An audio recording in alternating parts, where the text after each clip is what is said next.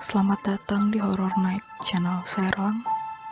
Pastikan bahwa kalian sudah cuci kaki, gosok gigi, dan naik di tempat tidur karena bagi kalian yang penakut, mungkin kalian tidak akan berani lagi ke kamar mandi setelah mendengar cerita-cerita ini. Selamat menikmati dan jangan lupa untuk subscribe channel ini dulu.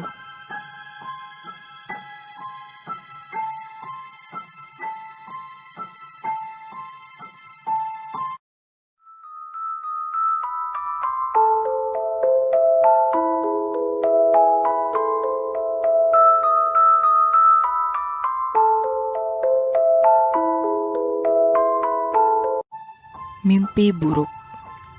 Ini adalah tahun terburuk dalam hidupku. Di usia yang menginjak 29 tahun, semua hal dalam hidupku tiba-tiba memburuk. Semua berawal dari awal tahun ini ketika kekasih yang sudah kupacari selama 6 tahun memutuskan untuk meninggalkanku. Aku adalah seorang asisten manajer cabang di salah satu perusahaan produsen makanan ringan. Aku tergolong workaholic dan sangat berdedikasi pada pekerjaanku. Meski sangat mencintai kekasihku, aku tipikal lelaki yang sulit menunjukkan perasaanku. Aku akan selalu mengutamakan masalah pekerjaanku sebagai seorang profesional dan biasanya kekasihku selalu mengerti hal itu. Namun mulai akhir tahun lalu, ia lebih sering menuntut. Ia ingin aku menghabiskan lebih banyak waktu bersamanya dan mengurangi kesibukan bekerjaku. Kami sudah tinggal bersama lebih dari 4 tahun dan baru akhir-akhir ini ia mulai banyak bertingkah. Aku memang sering stres karena masalah pekerjaan, namun aku selalu mampu mengatasinya, dan kekasihku ingin aku mengurangi pekerjaanku agar stresku juga berkurang. Aku tahu dia bermaksud baik, namun itulah yang harus dibayar dalam hidup. Semakin tinggi pencapaian yang kita raih, beban yang datang juga akan semakin besar, dan aku adalah seseorang yang ambisius. Puncaknya awal tahun lalu, ketika aku sudah berjanji akan menemani kekasihku mengunjungi orang tuanya di kampung halamannya, namun hal itu harus kubatalkan karena ada pekerjaan penting yang harus aku selesaikan. Dia marah besar padaku. Dia memutuskanku dan pergi dari rumah. Aku sudah memohon padanya, namun ia tidak memberiku kesempatan, dan sejak saat itu, ia tidak bisa dihubungi. Hal itu mempengaruhi pekerjaanku. Aku tidak bisa berkonsentrasi pada semua hal, dan stresku meningkat 2 kali lipat. Tidurku terganggu, pola makanku kacau, aku bahkan jatuh sakit. Padahal aku sedang dipromosikan menjadi manajer cabang, namun hal itu gagal karena performa kerjaku menurun. Jadi aku harus bolak-balik rumah sakit karena kondisi kesehatanku. Hal paling sial yang bisa aku dapatkan kini adalah aku menderita gejala awal Alzheimer atau kepikunan dini.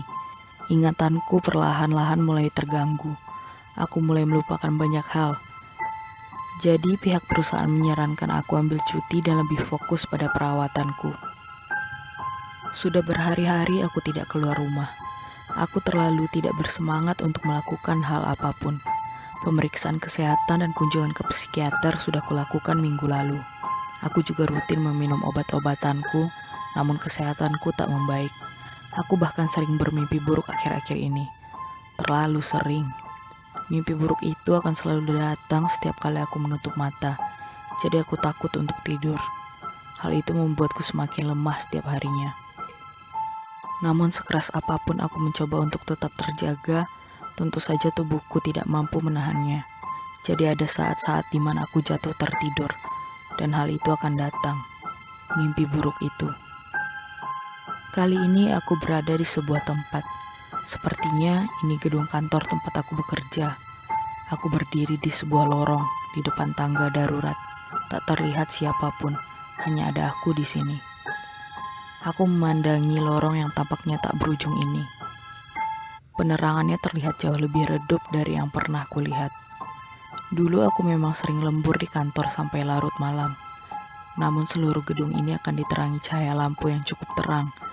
Jadi tak terlihat menakutkan, sangat berbeda dengan saat ini. Beberapa lampu tampak berkedip-kedip. Aku yakin kondisi gedung ini baik-baik saja, tapi kini aku mendengar suara tetesan air.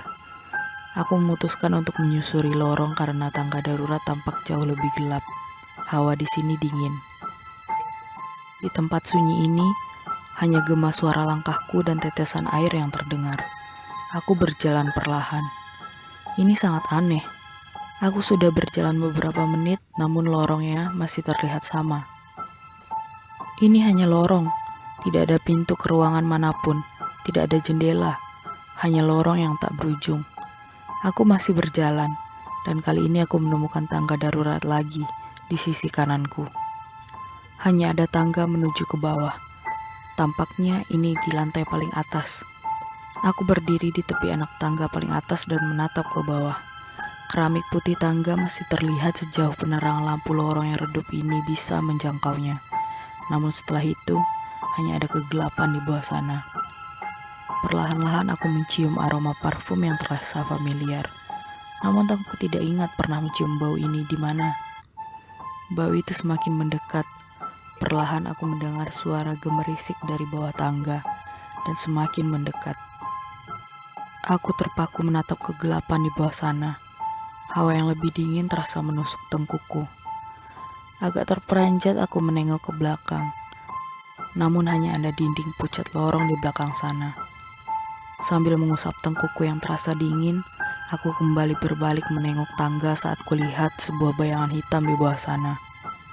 Di tempat terakhir yang bisa digapai cahaya, ada bayangan hitam yang lebih pekat dari kegelapan. Aku terpaku saat bayangan hitam itu perlahan bergerak menengok anak tangga mendekat ke arahku. Jelas-jelas sosok itu bukan manusia. Dia bergerak dengan kedua kaki dan kedua tangannya dengan cara yang aneh. Tubuhnya terlalu kurus, terlihat seperti susunan tulang yang berantakan. Ia semakin dekat dan sosoknya terlihat semakin jelas. Aku ingin melarikan diri, tapi kedua kakiku seolah tertanam ke lantai. Makhluk itu merangkak ke arahku. Di bagian depan tubuhnya terdapat sebentuk kepala yang tampak tertempel di bahunya.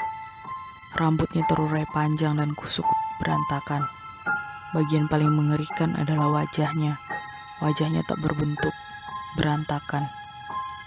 Mulutnya menganga lebar dengan gigi busuk menghitam, tak henti-hentinya meneteskan liur berwarna kelabu.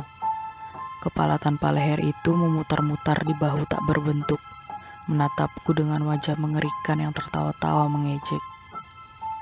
Seluruh kulitnya terlihat menghitam dan keriput, dan aku bertatapan dengan makhluk itu.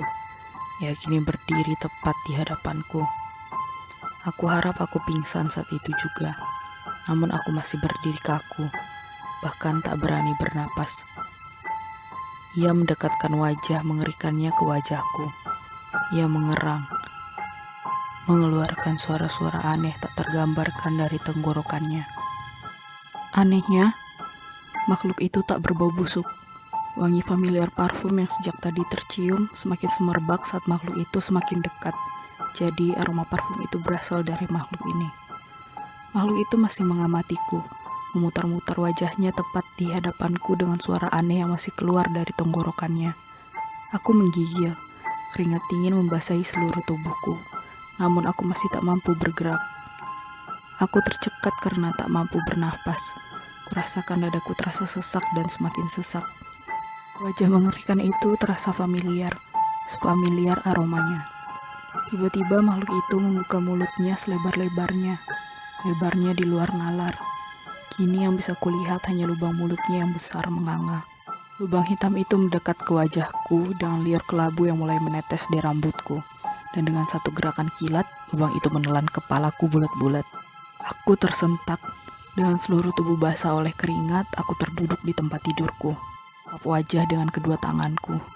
Astaga, mimpi buruk itu lagi. Dan detak jantungku tak beraturan. Berkali-kali aku mengusap-ngusap wajahku. Tiba-tiba aku merasakan sesuatu menetes di atas kepalaku. Aku menyentuh cairan lengket di rambutku dengan jijik. Tiba-tiba tercium aroma yang familiar. Aku terdiam kaku. Setengah mati aku mencoba mendongakkan kepala, menatap ke atas. Dan kulihat makhluk itu menempel di langit-langit dengan tubuh terbalik dan wajah aneh itu menatapku dengan mulut terbuka lebar dan meneteskan cairan lengket menjijikkan. terbelalak dan napasku kembali sesak. Makhluk itu tertawa padaku dengan wajah anehnya hampir menempel di wajahku. Kini aku ingat, aroma ini adalah wangi parfum kekasihku. Aku ingat pertengkaran kami 3 bulan lalu saat ia memutuskan pergi dari rumah namun aku mencegahnya. Tanpa sadar aku menghempaskan tubuh kurus itu ke dinding dengan emosi. Aku menghantamnya dengan kursi kayu beberapa kali. Mungkin aku mematahkan beberapa tulangnya. Karena ia masih bergerak dan mengerang kesakitan, aku mencekiknya sampai ia tak bernapas dan wajahnya berubah menghitam. Dan tubuh itu masih terkubur di halaman belakangku. Astaga, bagaimana mungkin aku melupakan hal itu?